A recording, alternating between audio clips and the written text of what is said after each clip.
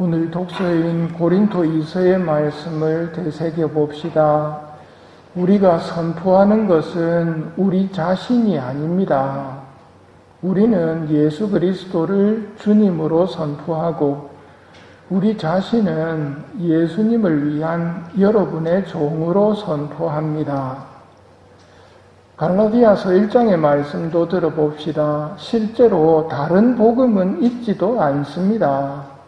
그런데 여러분을 교란시켜 그리스도의 복음을 왜곡하려는 자들이 있습니다. 우리는 물론이고 하늘에서 온 천사라 하더라도 우리가 여러분에게 전한 것과 다른 복음을 전한다면 그는 저주를 받아 마땅합니다.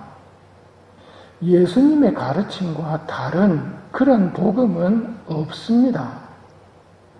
바오로 사도는 자신이 예수님의 가르침을 전한다는 것을 강조하고 있습니다. 그러니 새로운 걸 좋아하지 마시고 성경에서 말씀하시는 예수님의 말씀을 잘 되새겨서 여러분에게 피가 되고 살이 되도록 하십시오. 오늘 예수님이 말씀하시는 걸 새겨봅시다.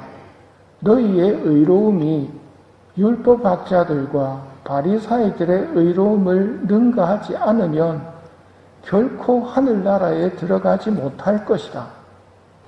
먼저 등진 형제와 화해하여라. 그런 다음에 돌아와서 예물을 바쳐라. 법정으로 가는 도중에 얼른 타협하여라.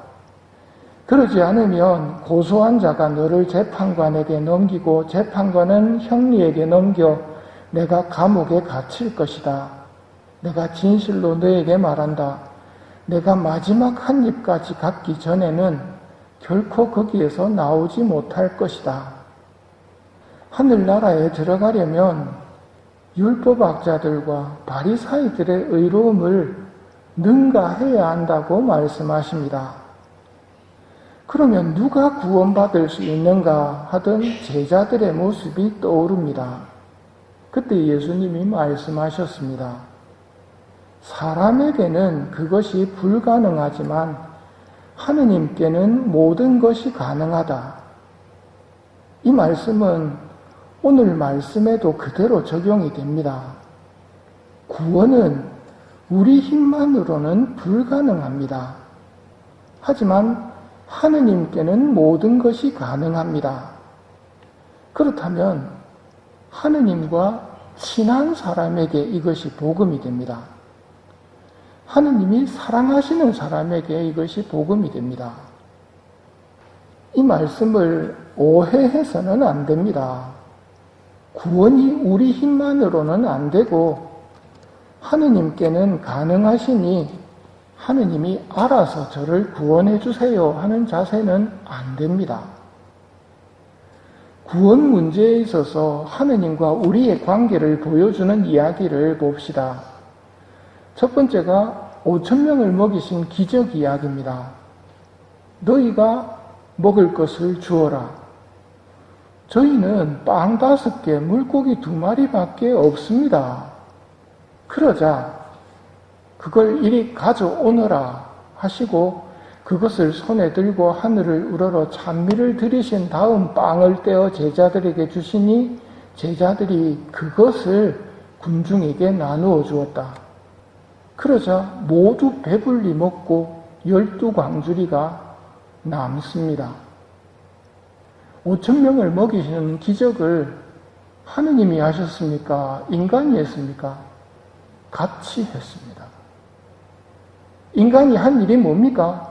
인간의 힘만으로는 택도 없는 빵 5개, 물고기 2마리밖에 없었지만 그걸 다 예수님께 바쳐드렸고 예수님은 그걸 돌려주셨고 그걸 나누자 5,000명이 먹고 12광주리가 남습니다. 이게 하느님과 우리의 관계입니다. 이스라엘이 약속의 땅으로 들어갈 때 철옹성을 만납니다. 예리고입니다. 예리고성은 함락이 되지 않는 성이었습니다. 그때 하느님께서 여호수아에게 어떻게 방법을 알려주십니까? 계약의 궤를 메고 하루 한 바퀴씩 예리고성을 돌아라. 6일 동안 조용히 하루 한 바퀴씩 돌고 7째 날은 7바퀴를 돈 다음에 크게 소리를 질러라. 시키는 대로 했습니다. 크게 소리를 지르자 우르르 무너져 버립니다. 칼이나 창을 통해서가 아니라 하느님의 말씀을 순종했을 따름인데 약속의 땅으로 가는 길에서 만났던 그 걸림돌이 해소가 됩니다. 약속의 땅이란 우리에게 하늘나라입니다. 하늘나라 가는 데 있어서 철옹성 같은 난공불락의 요새를 만나고 그런 일들이 우리에게 일어났을 때 그걸 내 힘으로 어떻게 이겨낼까가 아니라 하느님께서 어떻게 도와주실까? 하느님 어떻게 해야 됩니까? 를 여쭈어 보아야 한다는 말입니다. 내가 가진 것을 예수님께 내어드릴 때 하느님께서 시키시는 대로 성사생활, 기도생활을 할 때 하느님과 내가 한 일이 일어납니다. 내 힘으로는 상상도 못할 일이 일어납니다. 하느님께서 당신 능력으로 이루어 주시지만 그 일을 우리 공로로 돌려주십니다. 그게 하느님의 선하심이고 복음입니다. 하느님과 함께하는 모습이 율법학자들과 바리사이들의 의로움을 뛰어넘는 모습입니다. 율법학자들과 바리사이들은 하느님보다도 하느님의 뜻보다도 율법만 가지고 그것만 열심히 지가 지켜서 구원을 받을 거라고 착각하고 있었던 겁니다. 그래서 예수님께서 오셔서 율법을 완성시켜 주셨죠.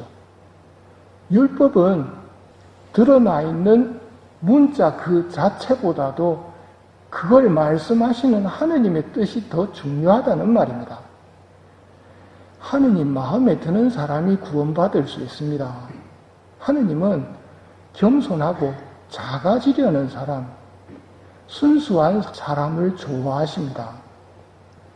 오늘 예수님께서 율법을 완성시키시고 우리에게 어떻게 해야 하는지 구체적인 모습을 보여주십니다. 지금 우리는 법정으로 가고 있습니다. 죽고 나면 바로 법정이 시작될 겁니다. 지금부터 하느님과 함께 살아가고 하느님의 마음을 헤아리며 산다면 우리가 하늘에서 받을 상이 클 것입니다. 언제나 하느님과 함께 걸어갈 수 있는 은총을 이 미사 중에 청하도록 합시다.